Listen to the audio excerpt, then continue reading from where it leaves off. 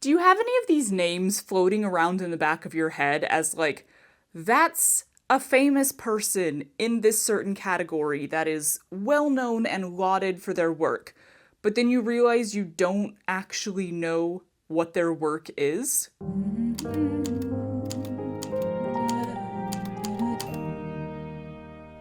I've been really enjoying doing these sort of reading categories lately where I read just like, I don't know, 4 to 6 books that all have some sort of overarching theme to them. My last one was reading another book by authors that I previously read and enjoyed. And this time I thought, let me read some authors I've never read before, the ones whose names I've heard over and over and over again. But like, in some cases, I don't even know what books they've written. I couldn't even name their most famous book, you know? I think everybody could make a list like this, everybody who's interested in reading, and it would be different for everybody. Because for me, I have read a lot of classics. I did spend like 12 or more years only reading classics. So, you know, when it comes to like Dickens and Hugo and,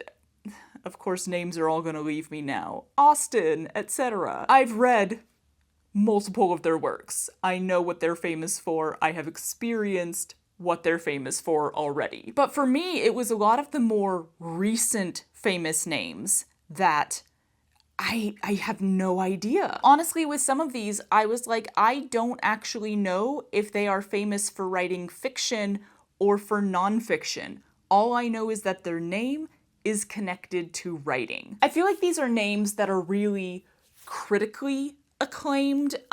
They're lauded by people who are very literary. And so I'm not entirely sure what my personal response will be to them. I love reading, I love language, I love stories, but I wouldn't necessarily call my taste extremely highbrow, if that makes sense. So it'll be interesting to see if these like really critically acclaimed authors are actually enjoyable to me personally. The first 2 names that came to mind for me that were the basis of this whole category were Joan Didion and David Foster Wallace. Joan Didion, I was aware, wrote fiction. I watched Jack Edwards sometimes, and I believe he's a big fan, but I couldn't name any of her books. And then David Foster Wallace was one of those that I was like, what does he write? What is he famous for? I just know his name for some reason, possibly entirely through like satirical references. So I went to a used bookstore because I love that they don't have everything, and so you kind of have to choose from what they have. For Joan Didion, they had The Last Thing He Wanted, and for David Foster Wallace, they had Girl with Curious Hair. I know nothing about these books. Not in the slightest. I'm not going to read the back. That is not the way that I do. Excited to dive into them. While I was there, I was like, can you think of some more authors that would fit this category? Because, you know, 2 is too small for a category. And I was kind of just walking around looking at the shelves, and I saw the name Cormac McCarthy, and I was like, oh my god, I know that name, but I don't know anything about it. Like, I'm not even sure that I knew that name was famous for writing. I just knew the name. So that seemed perfect for this challenge. I chose All the Pretty Horses, and then these ended up all being kind of more recent authors, so I was really trying to think of 1 or 2 more that felt like really fitting for this category, but the reality is I knew which name would be perfect for this, even though it's a little older of a name. Jack Kerouac. Y'all, again, he is a person whose name I have known for so long, and yet I did not actually know if he wrote fiction or nonfiction. In all fairness, because I consistently mixed his name up with who is it? Jacques Rousseau? Is that what his name is? Isn't it hilarious how our brain like associates different things and you just kind of come to think a certain thing and then one day you're like, Oh no, I entirely made that up. So I was at an independent bookstore while I was traveling recently and my eyes fell upon this on the shelf. It says, the original scroll, the legendary first draft, rougher, wilder, and racier than the 1957 edition. Okay. That just seemed like, you know, a little bit of extra fun to read like the original edition of the book he's most famous for. So that's the 4 we're gonna do here. 4 famous names in the world of writing that some of them I didn't even know they were writers. This is a collection of short stories, not a novel, which is fine. I just kind of like to know what I'm, heading into, and there's like no clear indication anywhere on this packaging that it's a collection of short stories. It doesn't say it on the front or the side, and it doesn't say it in the description, which I don't read anyway. You have to read the reviews on the back to see a collection of stories. Anyway, so David Foster Wallace, what did I think? I feel like he's most famous for Infinite Jest, so maybe I should give that a try. There's definitely skill here. Pretty much every single one of these stories in here, which how many were there? The last one was basically maybe like a third of the book. It was pretty long. There's 4. All 4 of them had like a different voice. So clearly he's very versatile while still retaining sort of a little something that makes them all him. Is it a bit of snobbery? Intellectualism? I don't know. It's not like I didn't enjoy them. I was just like very aware of the author while reading all of these stories, which isn't necessarily a bad thing, but then also does take me out of the story. And the last one, he kind of did that on purpose because the narrator, who you never really know who it is constantly like being meta, kind of. That one was interesting because there were points in that last story. No, wait. Go back. That's not how many stories are in here. I knew there were more than that. Oh my god, I was reading the list of other things he's written. There were 10 stories in here. Can you tell it's taken me a long time to read this? The last one was a bit hard to get through, and I literally paused and didn't read for 5 days, I think. Anyway, that last one, which is called Westward the Course of Empire Takes Its Way. I feel like that title alone tells you a lot of things. There were moments throughout it that reminded me of Douglas Adams, Hitchhiker's Guide to the Galaxy author. It was that kind of snarky, sarcastic wit every once in a while. But those were surrounded by just these big chunks of I don't know, somebody really wanting you to know how smart they are, which again I guess is fine. It just wasn't very subtle. So yeah, I feel like I should still maybe give Infinite Jest a try at some point in my life, but overall my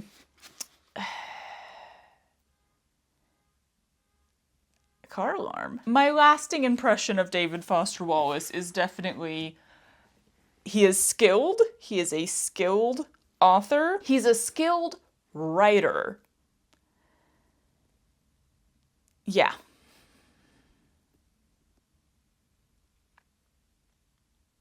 Good for him. You know when you're squinting at a book, you're reading like this? Not necessarily because the light is too low, that could be a reason, but it's not because the light is too low and you're having difficulty seeing the words, it's because there's some other difficulty. This book had a general feeling of squinting to read it because of the writing itself.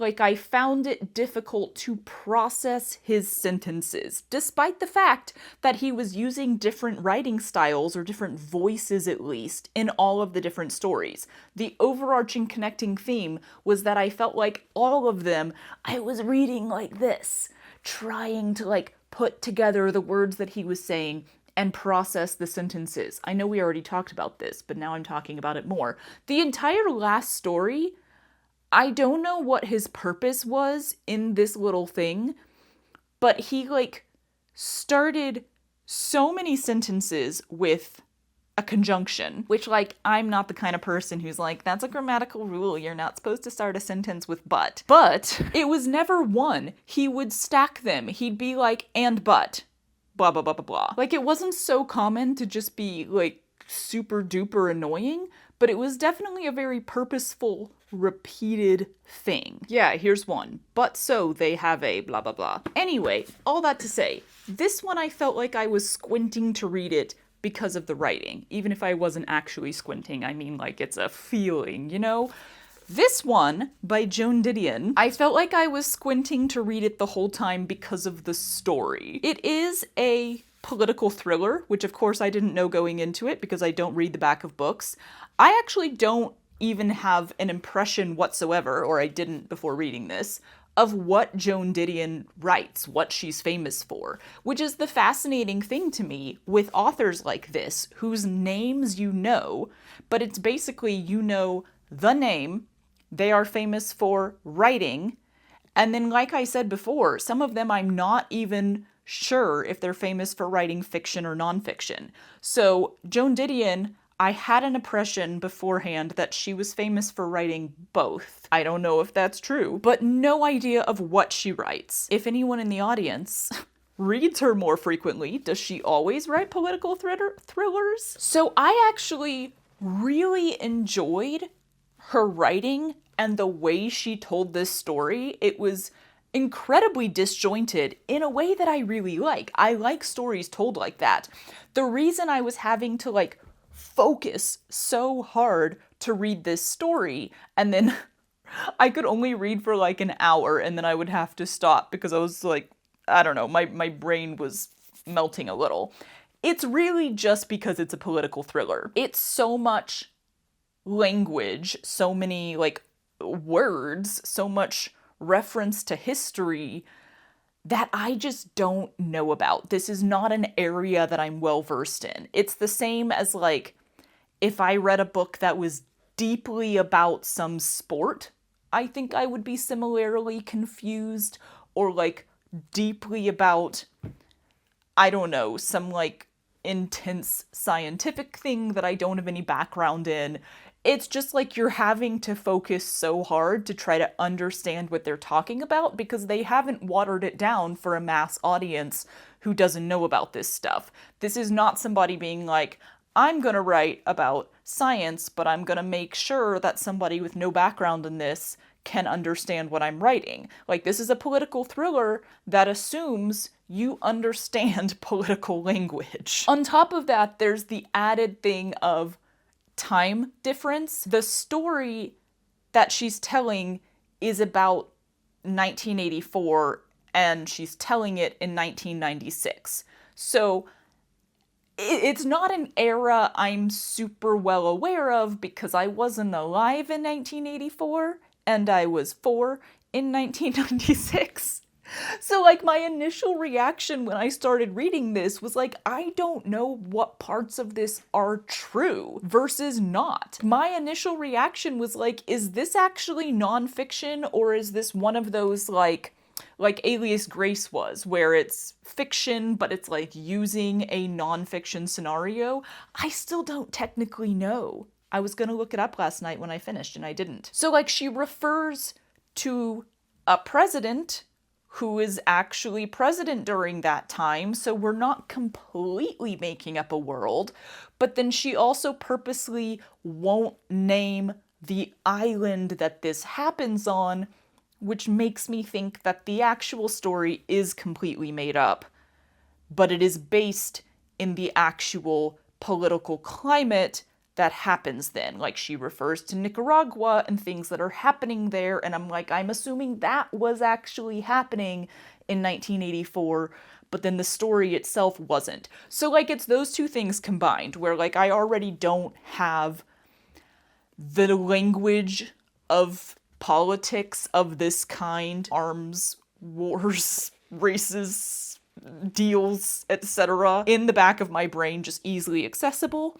And then on top of that, I also just don't really know what was actually going on in 1984. Our history books preferred to tell us about the American Revolution instead of going into great detail on what was happening in Nicaragua in 1984. So yeah, those two things combined made it like a difficult book for me to read, or like it required effort for me to read, which is not a bad thing.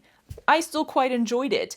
I don't think political thrillers are really my thing, but I really enjoyed how she told the story. I really enjoyed this narrator who you never quite know who it is, which again made me go like, wait, is this actually her writing as herself as the narrator? Oh, excuse me. I burped a little there. Yeah, it left me with so many questions that like I got to the end of the book and I was like, ah, dang it, this is like before the era when they would put like the huge author explanations in the back of their book. Have you noticed that? Like modern books, you get to the end, and I don't know modern when, like I don't know when this started, but if I read a recent book, you are almost guaranteed to get to the end of the book and have like an author's note, either where they're just thanking this whole long list of people who helped them write the book, which I think is great, or where they're giving some explanation of like where the idea came from, or what this is based on, or why they wrote the book at all.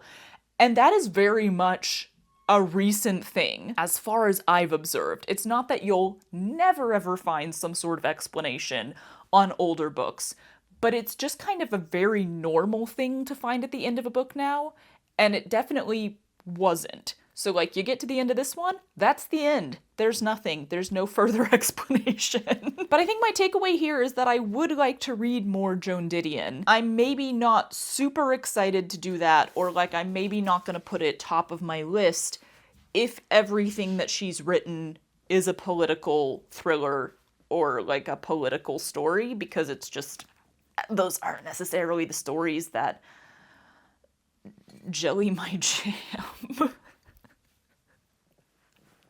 I lost all words there. That I jive with. But I enjoyed her writing style quite a lot. I enjoyed how creatively she told this story. There is so much construction noise happening outside right now.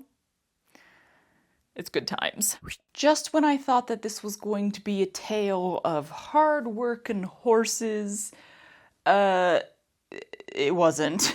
I guess it was. It just got a lot more intense. Reading through the list of Cormac McCarthy books in the back of this, which had like, you know, the back of the book kind of description for each one, I did notice that the words violence and despair, etc. were coming up in like every single one. The guy's got themes. This is the first out of this little group here that was a much simpler writing style. He does a lot of like what in my head I always think of as conjunction junction writing. And it reminded me specifically of someone that I've read recently, and I can't think who it is. I keep wanting to say it was Ernest Hemingway, but I don't think it was. There's someone else that I've read recently who wrote similarly to this though. It's very like, and then this happened, and this, and this, and this, and this. Like one sentence will have and,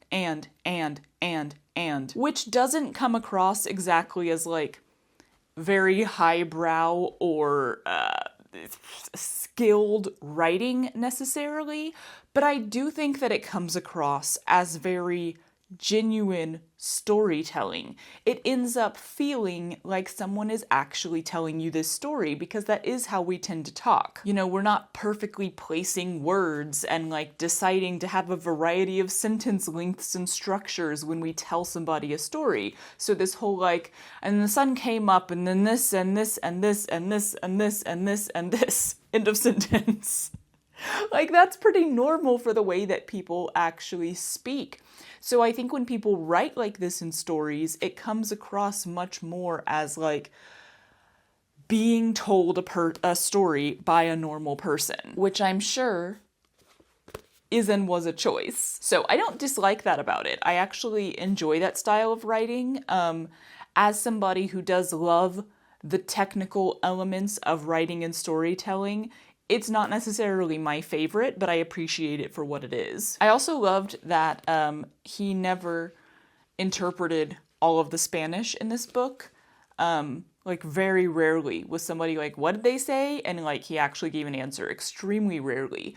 And I love that because it creates different reading experiences based on who your reader is, which is pretty rare. I mean, I guess everybody's experience reading a book is different regardless. But, like, the fact that someone who speaks Spanish reading this book will just fully understand everything that was said, whereas somebody who doesn't speak Spanish and doesn't want to take the time to sit there and type all of the sentences into Google Translate will completely not understand anything that was said. And then you get all the people in the middle. Like, because I have a slight knowledge of Portuguese, you'd think I would have been able to recognize more of the words. But I think it actually throws me off more, the fact that I know Portuguese, because they're not the same. But there were like a few places where I could be like, okay, I get what that is. You know, once you know that cabello is horse, you can start to understand more of the sentences. But I did also type several into Google Translate because I'm nosy and I wanted to know what they were saying. So yeah, I didn't not enjoy this one. I wasn't like absolutely over the moon. Apparently this is the first book in a trilogy, which I didn't know because I don't read the back of books.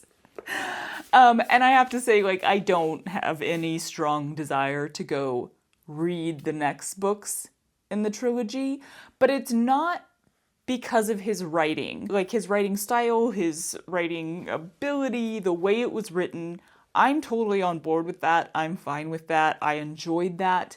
It's just honestly not really my interest, I guess. I've never been super into, like, Westerns, whether in books, movies, whatever it was. It's just not, like, a topic that I connect with. But I can very much understand why people enjoy this book, why people enjoy his writing. Makes sense to me. I would characterize my experience of reading this book as exhausting. Not because it's so thick. Actually, 1/3 of this is not the book itself. It's writing about the book. There's like 2 massive essay papers in here. And not even necessarily because of the way that it's written. I don't know if the normal version of this book is written this way. This is the original scroll. Apparently he wrote it on a scroll originally, is what I take from that. There's no breaks. Not even a paragraph break. So if you're the kind of person who really needs to stop reading for that session at like a good ending place, the end of a chapter, the end of a section, something. Yeah, no, this does not provide that for you. I had to get very used to just like hitting a period and closing the book. That's not really what exhausted me about this though. It's more the behavior of the characters. It did have a vibe to me similar to The Sun Also Rises by Ernest Hemingway, which I also did not really like. I struggle to have sympathy for characters like this. Which, in all fairness, I was watching Jess of the Shire's video about The Lost Generation a little while ago, and I was like, oh yeah, like, you know, there's the maybe reason behind it. The response to the war, the extreme trauma, I get that. I tried to build some more sympathy. And this has a similar feeling, having, you know, just come off of World War II, although despite the fact that the book starts in 1947, and these are, all the characters pretty much are young men, there is, I believe, 0 reference to the war that just happened. Like, you don't even really get an impression of what Jack Kerouac's role was in the war. Did he fight? Was he too young? I don't know. Also, if you're wondering, I discovered why I was always confused about whether he wrote fiction or nonfiction. It's because this book, though I believe it is fiction, the main character is him. And I'm confused about how much of it is actually fictional. I considered reading that first third with all of the essays about it, but I'm kind of over it. This thing was really dragging out by the time I got to book 4, and it was like, oh my god, can we just wrap it up? Anyway, though, similar vibe to that, the Lost Generation thing of like this restless, but also very depressed, useless kind of feeling. That's very much what you get here. He's clearly restless. All of these characters just need to be like on the move all the time. And they're also just miserable all the time. There are very brief pockets of happiness, and they are usually surrounding jazz. My god, they are in love with jazz. You want to hear some absolutely obsessive love letters to jazz? That's in here. So yeah, like the energy of the characters and also the choices of the characters, which are endlessly bad, I found exhausting. But also like, I'm at the point where it's kind of just exhausting to read books that are loaded with sexism, racism, homophobia. This one's got a bit of pedophilia, which, in all fairness, is the only thing on that list that the author and or main character himself doesn't engage in or endorse. Although, arguably, if you say, that's a great guy, he's my best friend, and that guy is a pedophile, I'd call that an endorsement. Also, bigamy? Question mark, question mark, question mark. Y'all, the marriages are so weird. What was going on back then? I mean, first of all, their treatment of women in this entire book is just exhausting. But like, a guy marries a girl so she'll pay for gas money and then abandons her halfway across the country. And the two main-ish characters both go through multiple wives, but like for a long time, up until like very close to the end of the book, they never say anything about divorce or annulment, and they refer to all of the women as wife.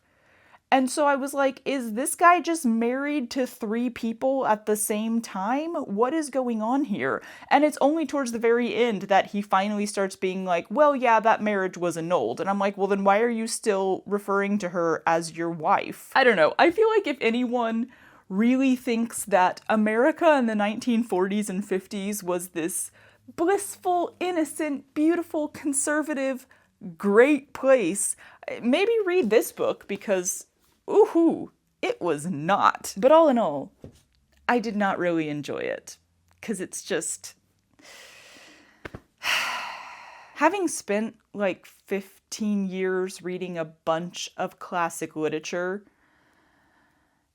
I kind of did adjust myself to reading time-specific bad behavior.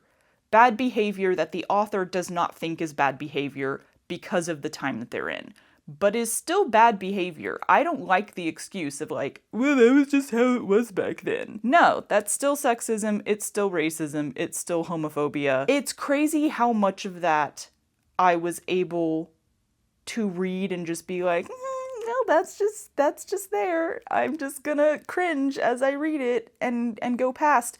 And I think one of the biggest changes now that I've started reading modern literature is that now when I read an older book that is just riddled with all of that stuff, I can't like just take it the way that I used to. I don't know, I'm just like, why am I reading this? Why do we revere this? I'd rather, at this point, read a more recent book that recognizes that this is terrible and not the way to treat our fellow human beings. You know? So yeah, interesting little bit of reading here.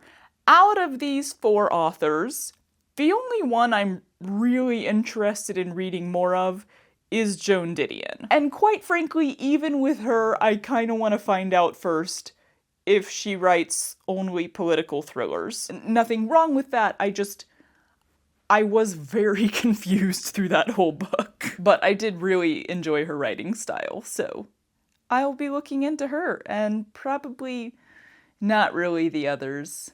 Good times!